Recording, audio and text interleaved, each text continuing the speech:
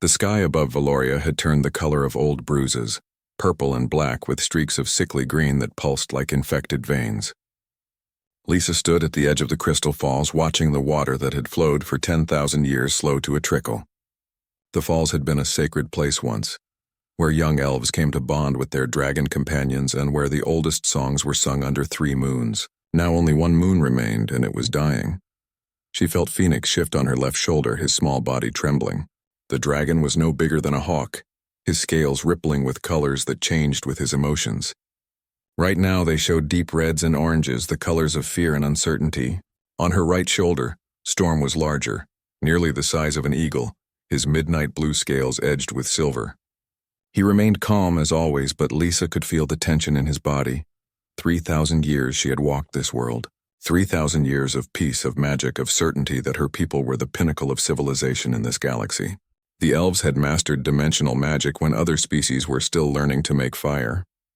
They had sung entire planets into existence, had woven the fabric of space itself into art that made stars weep. They had been gods, or close enough that the difference did not matter. Then the swarm came.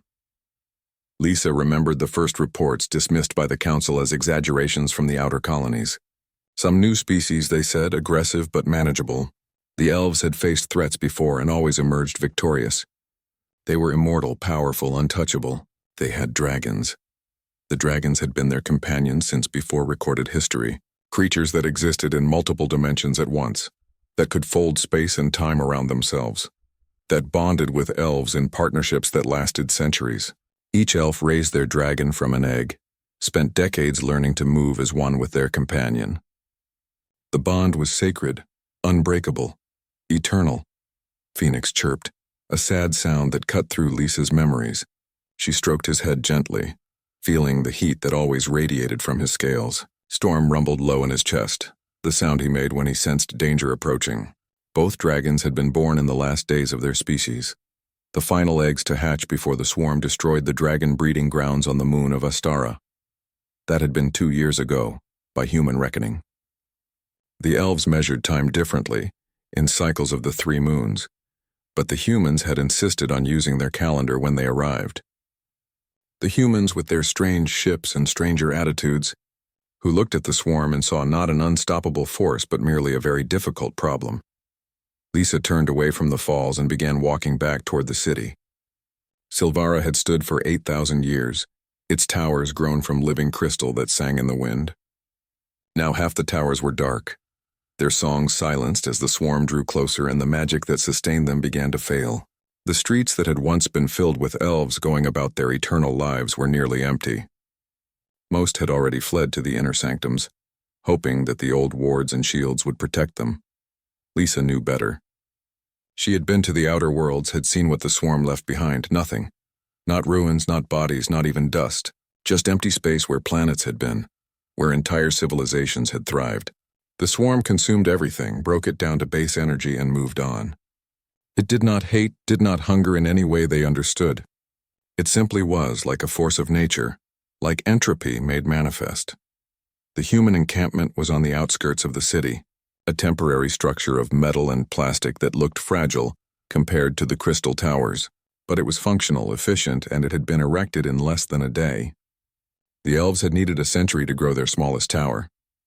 The humans had built an entire base in hours. Lisa approached the main gate where 2 human soldiers stood guard. They nodded to her, showing none of the awe or reverence that other species always showed the elves. Humans were strange that way. They acknowledged that elves were older, more powerful, more advanced, and then proceeded to treat them as equals anyway. It was infuriating and somehow comforting at the same time.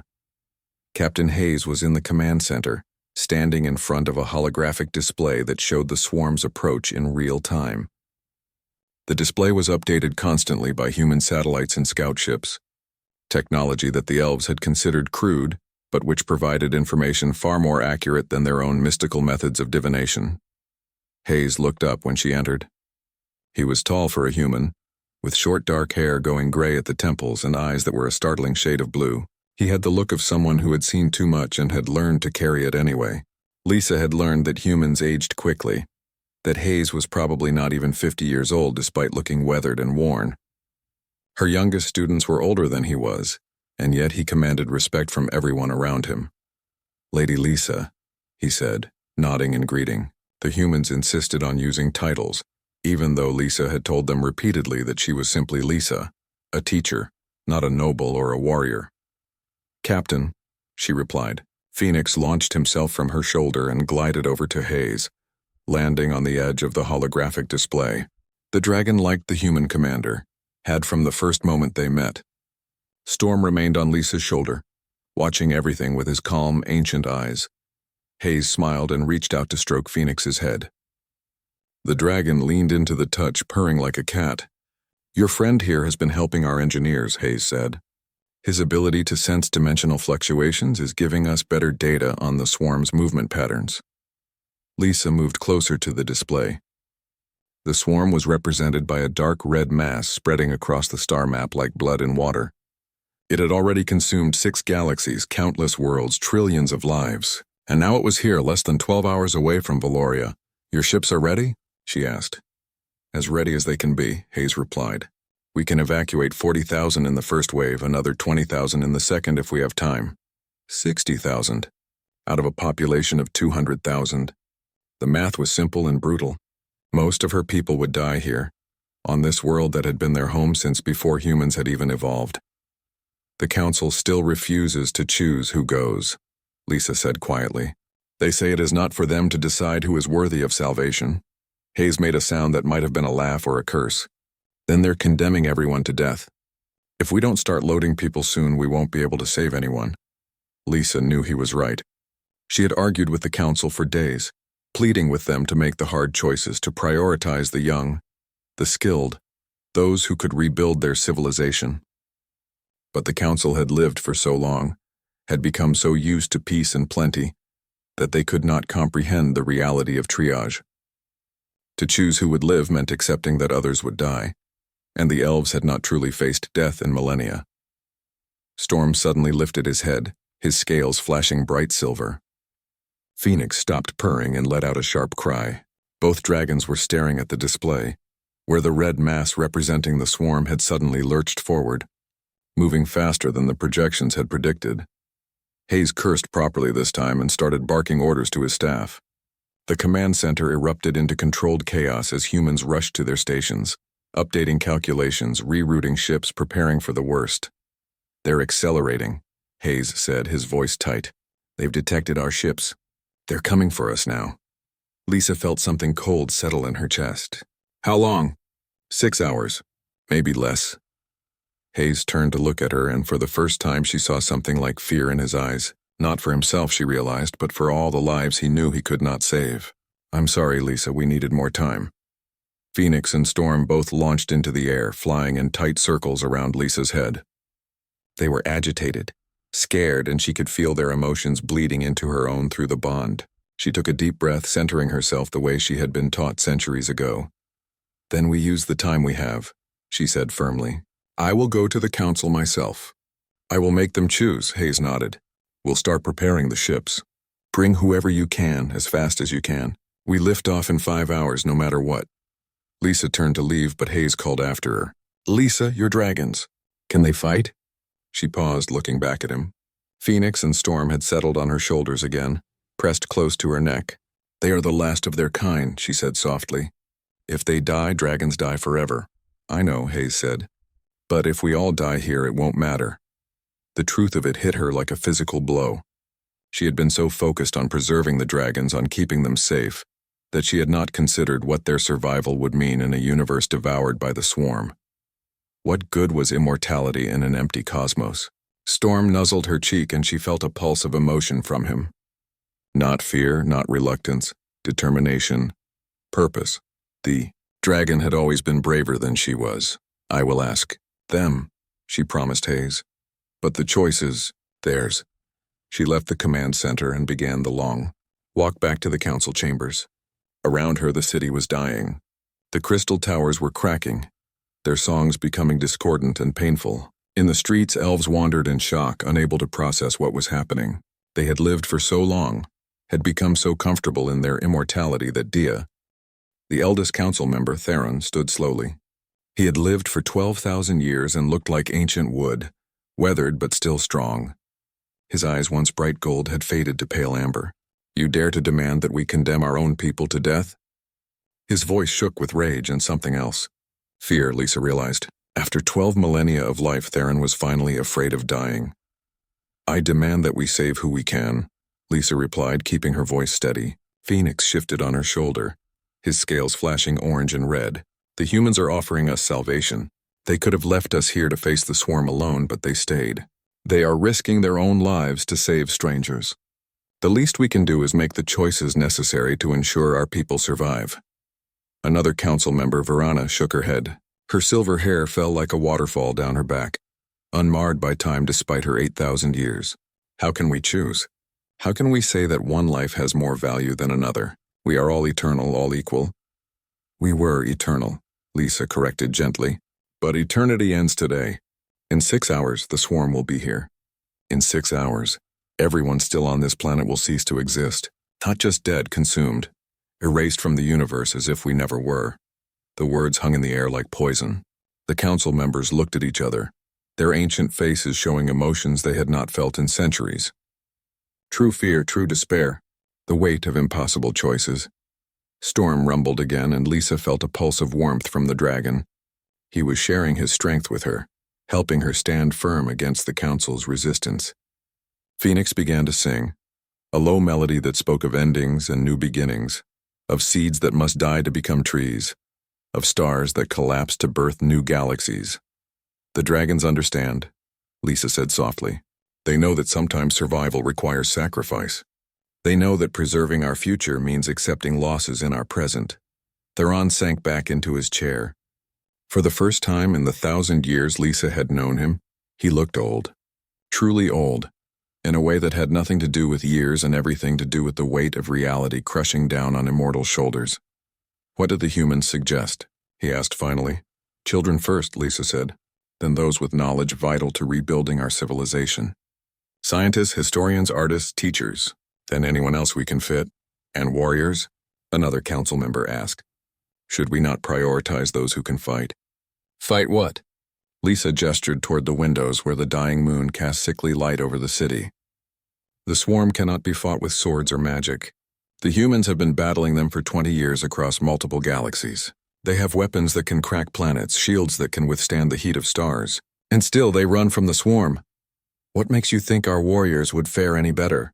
The silence that followed was broken only by Phoenix's song, which had shifted to something sadder, more mournful. The dragon was grieving, Lisa realized. Grieving for the world they were about to lose, for the people who would not survive, for the end of an age that had seemed like it would last forever. Finally, Verana spoke. "I will go to the schools. I will bring the children." Her voice was hollow, defeated but determined. "If our people are to have any future, it must be carried by the young." One by one, other council members volunteered for different tasks. Theron would gather the historians and their records. Another would collect the scientists. Another would raid the great libraries, taking what knowledge could be carried. They moved with purpose now, the paralysis of impossible choice breaking under the weight of immediate necessity. Lisa left them to their work and headed for the archives, where the greatest treasures of elvish civilization were kept. Phoenix and Storm flew ahead of her, scouting the path. The streets were more crowded now as word spread that evacuation had begun. Elves rushed toward the human ships carrying what they could, saying goodbye to a world they had never imagined leaving. At the archives, Lisa found Master Kale already packing. The old scholar had been her teacher once, had trained her in dimensional magic and dragon bonding. He looked up when she entered, his lined face splitting into a sad smile. "I wondered when someone would come," he said.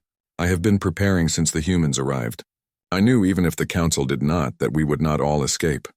"What are you taking?" Lisa asked, looking at the crates and boxes scattered around the vast chamber. The archives contained millions of scrolls, books, data crystals, and artifacts spanning tens of thousands of years of history. "Everything I can carry," Kale replied. "But I have prioritized the fundamental texts on dimensional magic, the breeding records of the dragons, our oldest histories, the songs of world creation. If we must rebuild, we will need these foundations." Phoenix landed on one of the crates and began examining it with interest. Storm perched on a statue of an ancient dragon rider, his eyes scanning the archives as if memorizing every detail. The dragons knew, Lisa thought. They always knew when something was ending. The humans want the dragons to fight, Lisa said quietly. They think Phoenix and Storm can help against the swarm. Kale stopped packing and turned to face her fully. Can they? I do not know. The dragons are dimensional beings. They exist in multiple realities at once.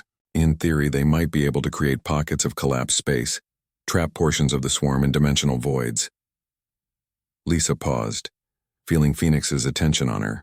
But it would require them to extend themselves across dimensions in ways they have never attempted. It could kill them, and if they do not try, the swarm kills everyone, Kale finished, including them. Lisa nodded, unable to speak past the tightness in her throat. Phoenix flew to her, landing on her outstretched hand. His scales were pure white now, the color of peace, of acceptance. Storm joined them, pressing his larger body against her side. Both dragons were calm, radiating a sense of purpose that Lisa envied. They have already decided, Kyle said gently. You can feel it, can you not? They know what must be done. Lisa closed her eyes, opening herself fully to the bond she shared with her companions. The dragons' minds touched hers, and she felt their determination, their courage, their absolute certainty that this was right. They did not fear death because they understood something the elves had forgotten in their millennia of immortality, that life gained meaning from its ending, that sacrifice gave purpose to existence, that love was measured not in years but in willingness to give everything for another. I cannot lose them, Lisa whispered. They are all I have left. Phoenix chirped softly and Storm rumbled, and Lisa felt their response like a wave of warmth. She was not losing them. She was setting them free to become what they were always meant to be. Not pets, not companions, but heroes. A human soldier appeared at the entrance to the archives. Lady Lisa, Captain Hayes requests your presence. The swarm has accelerated again. We have 4 hours now, maybe less. Lisa helped Kale load the last of the crates onto a transport cart, then followed the soldier back to the command center. The streets were chaos now. Thousands of elves were trying to reach the human ships, pushing and shoving in a way that would have been unthinkable a week ago. Immortals facing mortality lost their grace quickly. Hayes was coordinating the evacuation when she arrived, his voice calm despite the madness around him. Human soldiers were organizing the elves into groups, checking them for weapons and contraband, loading them onto shuttles with ruthless efficiency. There was no ceremony, no time for long goodbyes. People were herded aboard like livestock, and Lisa found she could not even be offended. This was survival, stripped of all pretense.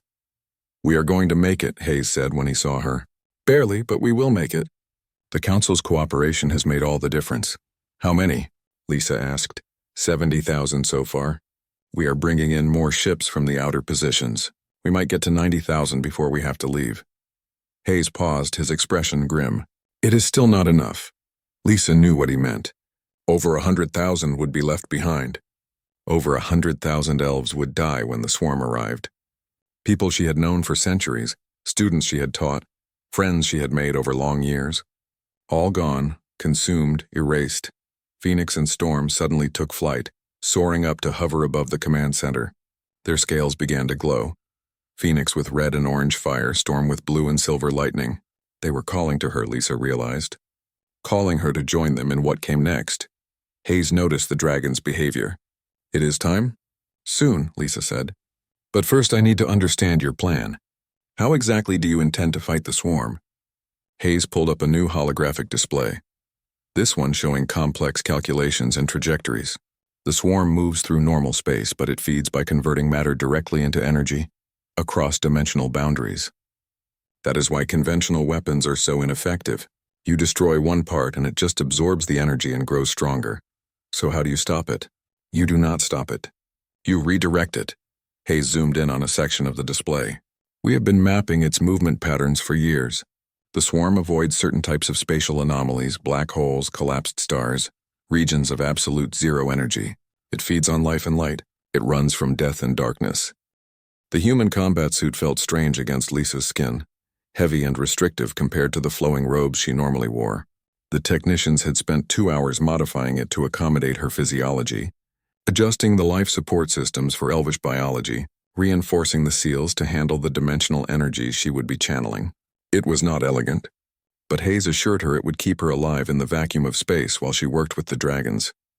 Phoenix and Storm circled above the landing pad where Lisa stood with Hayes and his command crew. The dragons had grown larger somehow, or perhaps they were already beginning to extend themselves across dimensions, becoming more than they had been. Their scales glowed brighter with each passing moment, and Lisa could feel power building in them like a storm about to break. "The last shuttles are loading now," Hayes said, checking his tactical display. "We have evacuated 92,000. Better than we hoped, but still." He did not finish the sentence. He did not need to. Over 100,000 elves were still down there in the city, waiting for rescue that would not come. Lisa could see them on the displays. Crowds gathered around the human ships, pressing against the barriers, begging to be taken aboard. The human soldiers maintained order with admirable restraint, their weapons lowered, their voices calm as they explained again and again that there was no more room, no more time. Some of the elves accepted this with dignity, others raged and wept. A few tried to fight their way aboard and were gently but firmly restrained. "I should be down there with them," Lisa said quietly. "I should die with my people." "Your people need you alive," Hayes replied. "They need you to help ensure that the 92,000 who escape actually make it out. And after they will need you to help rebuild. You are a teacher, Lisa. Teachers are more valuable than martyrs." Phoenix dove down and landed on Lisa's shoulder, his claws gentle despite the weight of him. Storm followed, perching on her other shoulder. Both dragons began to hum, a sound that vibrated through her bones and made the air shimmer around them. They were ready. A human engineer approached with a device that looked like a metal crown. "This will help you maintain the bond with your dragons even when they extend across dimensions," she explained, fitting it carefully over Lisa's head. "It amplifies your natural connection and provides a stable anchor point. Without it, you would lose them the moment they started to spread."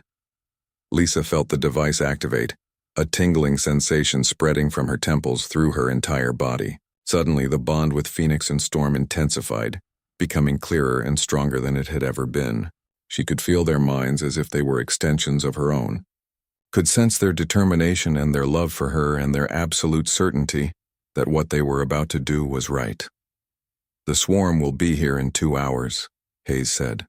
"We need to be in position in 1. Lisa, are you ready?" She wanted to say no. She wanted to refuse, to demand another way, to beg for more time.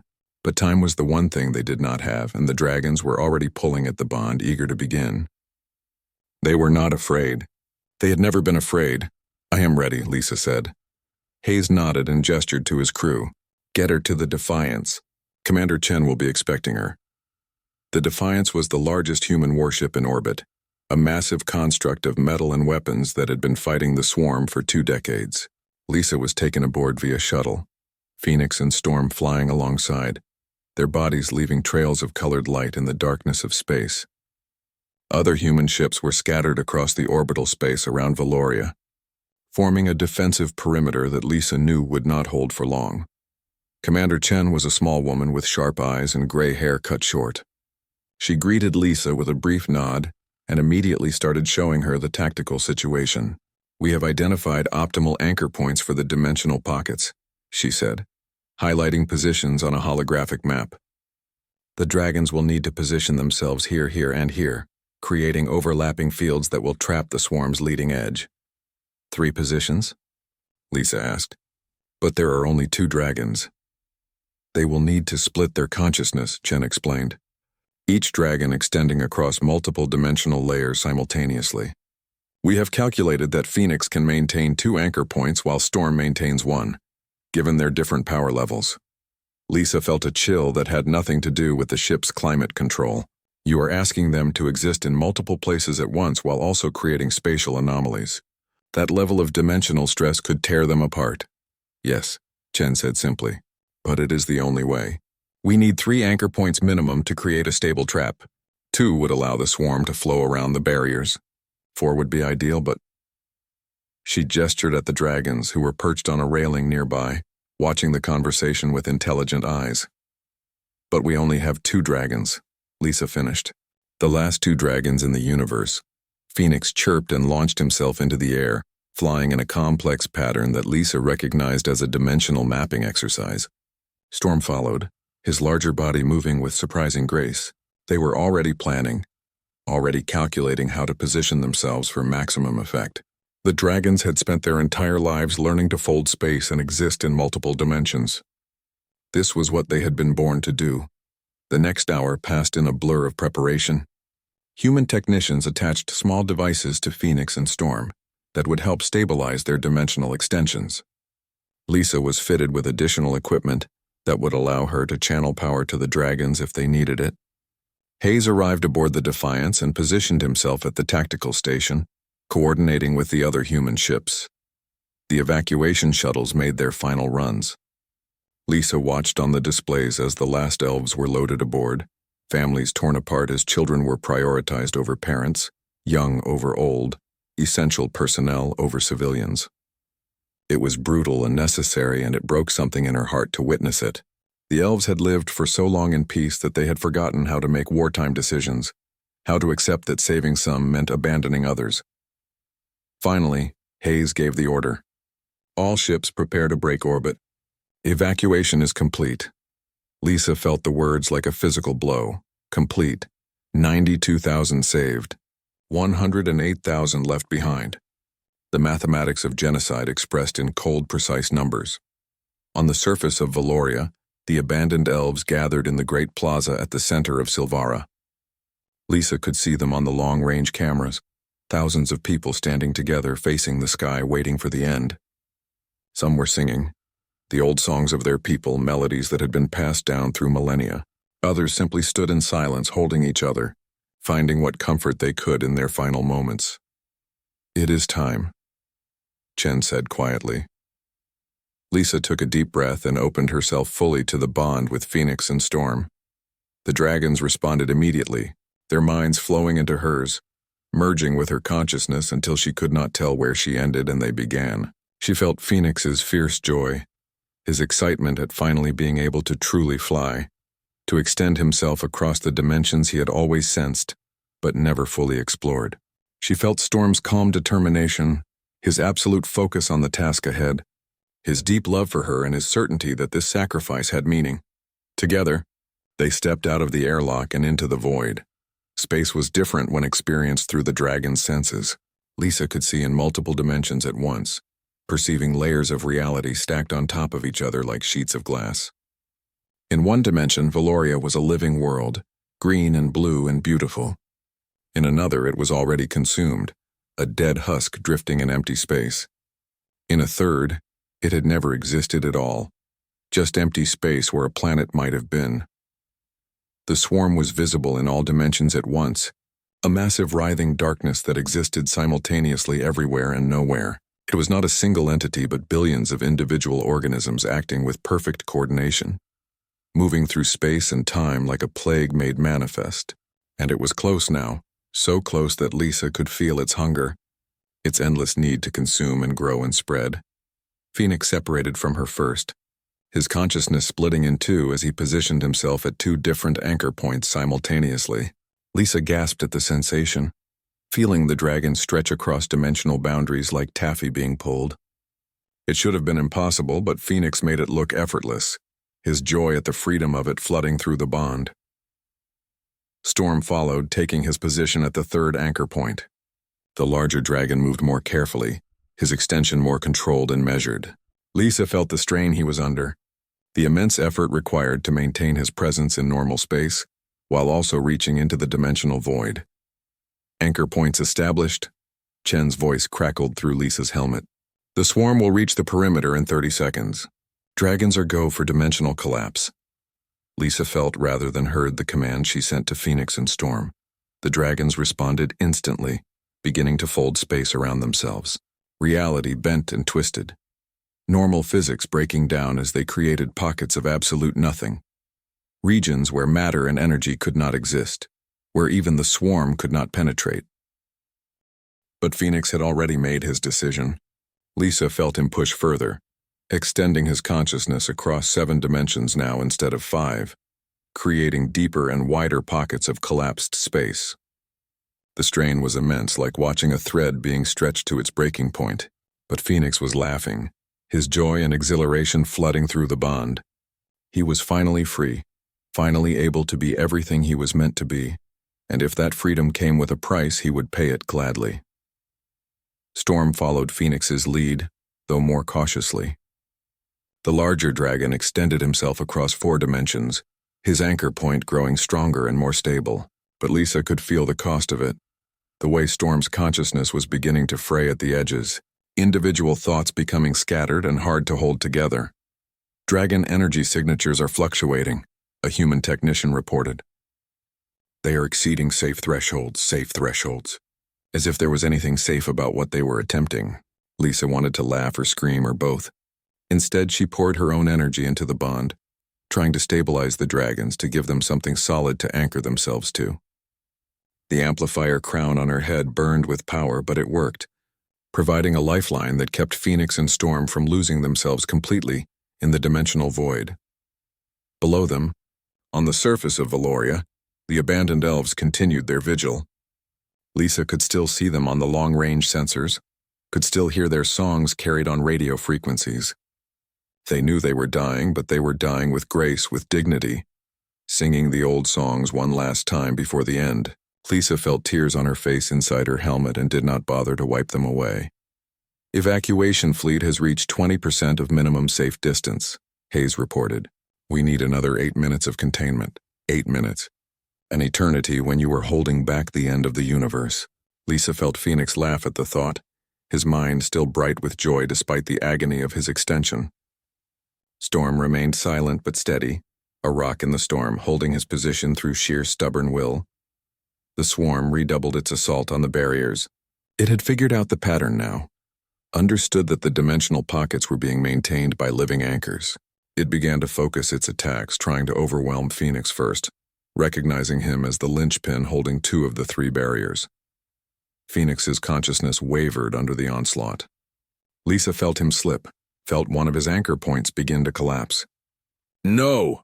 she screamed, pushing more of her own life force through the bond, willing him to hold on.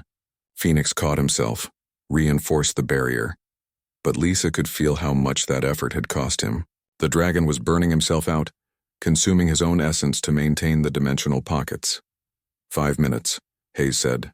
His voice was tight with tension. The entire human fleet was watching the tactical displays, seeing the dragon energy signatures dropping, knowing that if the dragons failed, they would all die. But there was nothing they could do except keep running and hope. Storm suddenly shifted his position, his consciousness flowing sideways through dimensions. The movement was so fast and unexpected that it took Lisa a moment to understand what he was doing. The larger dragon had moved his anchor point to better support Phoenix, creating a more stable geometry for the dimensional trap. It was brilliant and desperate, and it worked. Phoenix's 2 anchor points stabilized, the pressure on him easing slightly, but the cost to Storm was enormous. The dragon had been maintaining his extension carefully, moving slowly to avoid straining himself too much. This sudden repositioning required a burst of power that left him weakened. Lisa felt Storm's consciousness dim, felt the dragon struggle to maintain his coherence. "Storm!" she called through the bond, trying to send him strength, trying to help him stabilize. But her own energy was almost depleted. The amplifier crown was taking too much from her, channeling her life force to the dragons faster than she could regenerate it. She was burning out just as they were. 3 minutes, Hayes said. "You are doing it, Lisa, just a little longer." A little longer. A lifetime. Phoenix was barely holding on now. His consciousness spread so thin across dimensions that he was more idea than reality, more ghost than dragon. Storm was fading too, his solid presence becoming insubstantial like mist in morning sun, and Lisa was dying with them, her own life being consumed to keep the bond stable, to keep the dragons from disappearing entirely. She thought about Hayes, about his steady presence and calm confidence. She thought about the strange warmth she felt when he smiled at her. The way his touch on her shoulder had sent shivers through her body. It was absurd, impossible, an elf and a human, immortal and ephemeral, ancient and young. But in that moment, suspended in space with death closing in from all sides, Lisa understood what Hayes had been trying to teach her people. That life was not measured in years, but in moments. That meaning came not from living forever, but from choosing how to spend the time you had. That love was not about eternity, but about being willing to give everything for a single precious. Instant, Phoenix felt her thoughts and sent a pulse of emotion so powerful it nearly overwhelmed her. Agreement, understanding, joy. The dragon had known this all along, had tried to show her, and now finally she understood. Storm added his own response, quieter but no less profound. Peace, acceptance, love. 1 minute, Hayes said. His voice cracked slightly. 50 seconds. The swarm surged forward again, sensing weakness, going for the kill. Phoenix's anchor points began to collapse simultaneously. Lisa felt him try to hold on, felt him pour the last of his essence into maintaining the barriers just a few seconds longer. Phoenix, Lisa sobbed. Please. But the dragon was already gone, his consciousness scattered across 7 dimensions, his physical body dissolving into pure energy. His anchor points held for 3 more seconds, then collapsed entirely. The swarm rushed forward through the gap, a wave of darkness and hunger. But Storm was ready. The larger dragon had been conserving strength, waiting for this moment.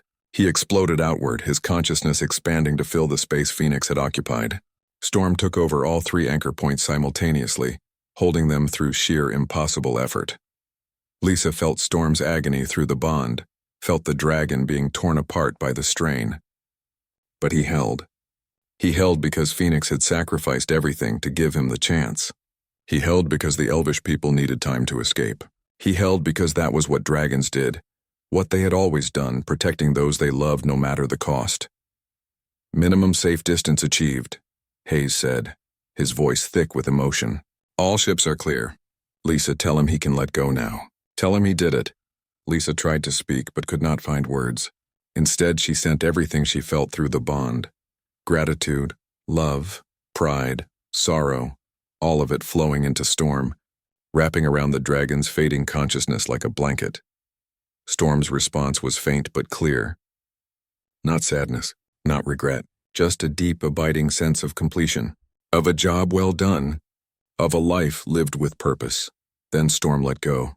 The anchor points collapsed all at once. Storm's consciousness exploded outward, spreading across a dozen dimensions, his essence mixing with Phoenix's scattered remains. The 2 dragons merged in that final moment, becoming something new, something that existed beyond physical form, beyond time and space as Lisa understood them. The swarm rushed forward, breaking through the barriers, consuming Valoria in seconds. The planet disappeared, the crystal towers, the singing falls, the great libraries, all of it erased as if it had never been. 108,000 elves died in an instant, their lives and memories consumed by the endless hunger. But the human fleet was clear. 92,000 elves were safe, and in the space where the dragons had died, something strange was happening. Lisa could still feel them. Phoenix and Storm, not gone but transformed, their consciousnesses woven into the fabric of space itself.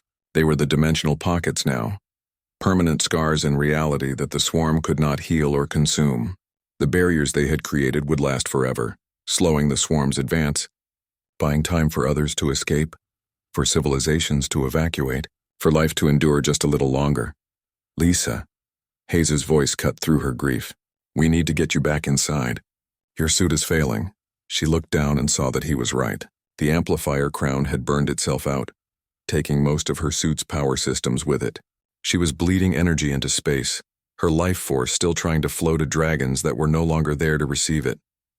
Hayes himself came out in a rescue suit, catching her as her own suit's propulsion failed. He pulled her close, wrapping his arms around her, his solid presence anchoring her to reality. I have you, he said. You are safe now. Safe. Lisa almost laughed. She had lost everything. Her world, her people, her dragons. How could she ever be safe again? But then Hayes touched her face through their helmets and she felt warmth spread through her chest. His touch felt like fire burning away the numbness, forcing her to feel everything she had been trying to avoid. And somehow in that pain, in that terrible immediate reality of loss, she found something solid to hold on to. Lisa woke 3 days later in a hospital bed aboard the human colony ship Horizon. The room was small and functional, nothing like the healing chambers on Valoria where injured elves would rest for years while their bodies slowly repaired themselves. Here, everything was designed for efficiency, for speed, for people whose lives were measured in decades rather than millennia. Hayes was sitting beside her bed when she opened her eyes. He looked exhausted, his face unshaven, dark circles under his eyes. But he smiled when he saw her awake, and Lisa felt that warmth again, that fire that his presence seemed to kindle in her chest. "Welcome back," he said quietly. "We were worried we might lose you too." Lisa tried to sit up and found her body weak, unresponsive. Hayes helped her, adjusting the bed and bringing her water. She drank gratefully, her throat dry and raw. "The evacuation?" she asked. "Successful.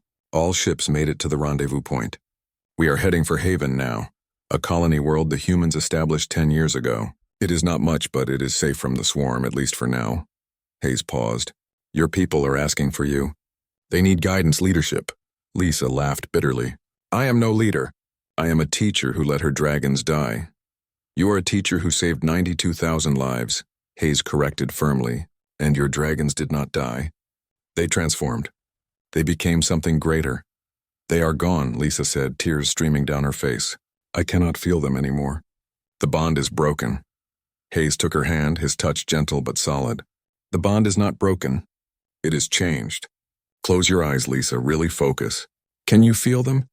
Lisa wanted to refuse, wanted to keep the grief sharp and immediate rather than risk finding nothing where Phoenix and Storm had been.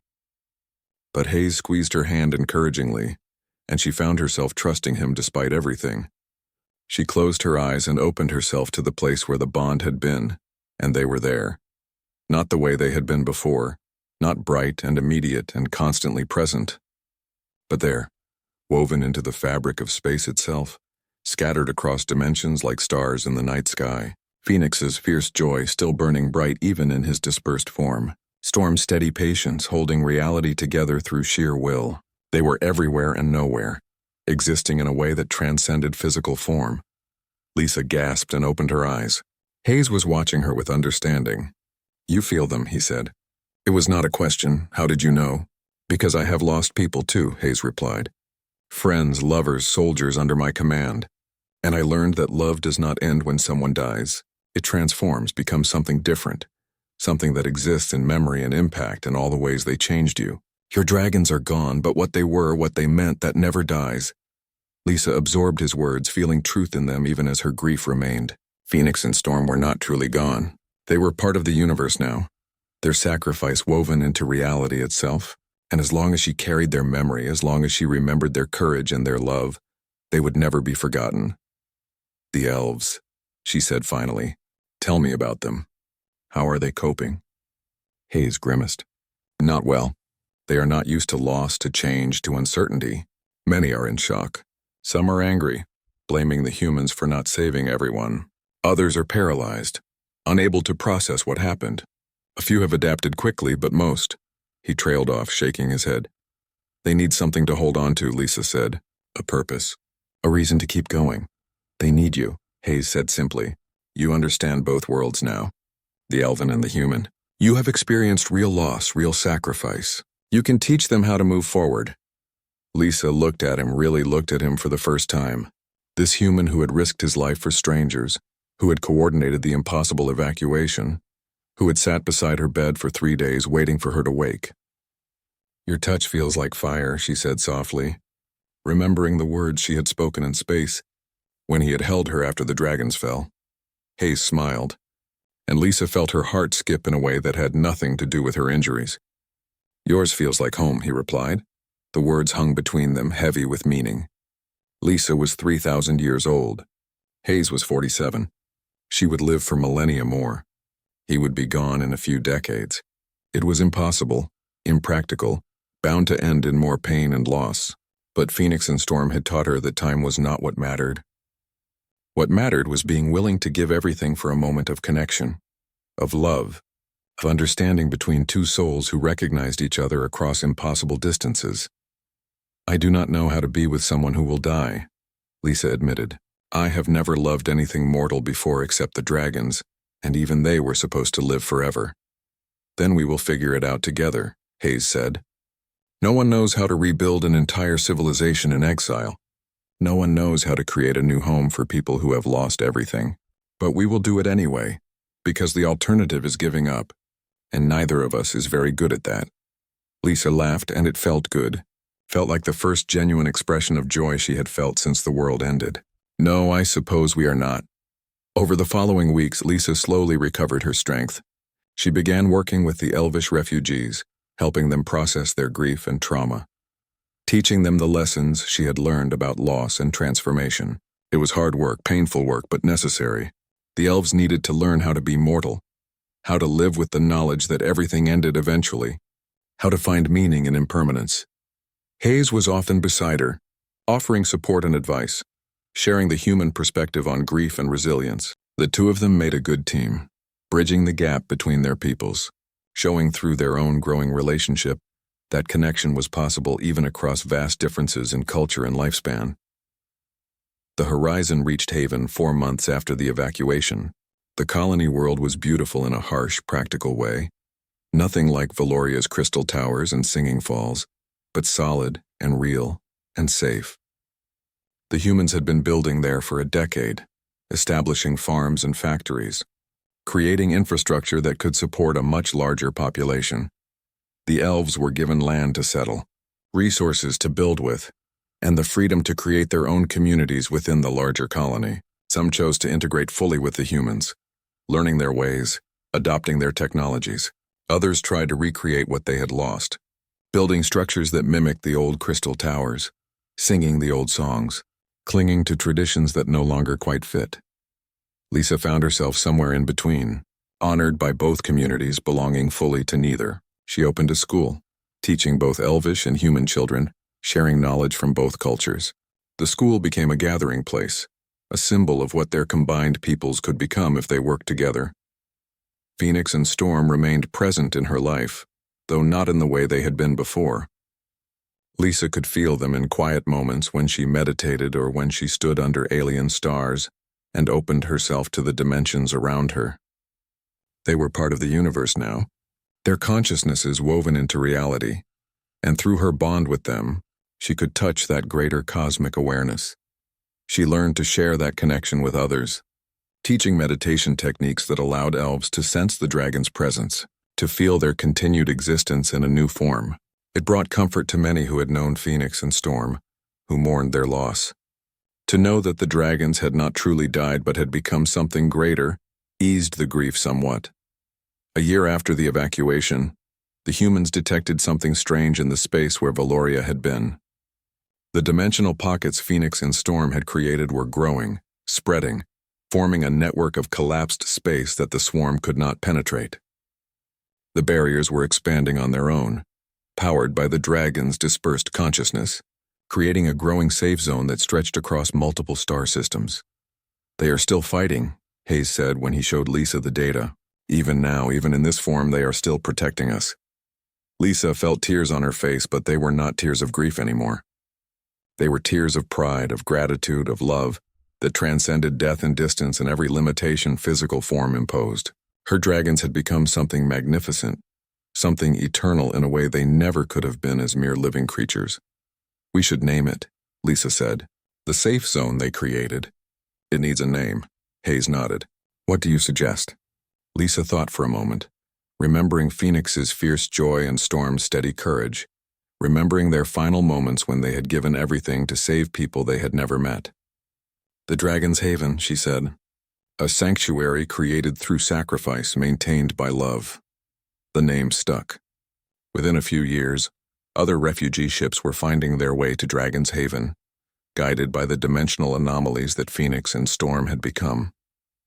The safe zone continued to expand, growing slowly but steadily, creating a pocket of space where the swarm could not reach, where life could flourish without fear of consumption.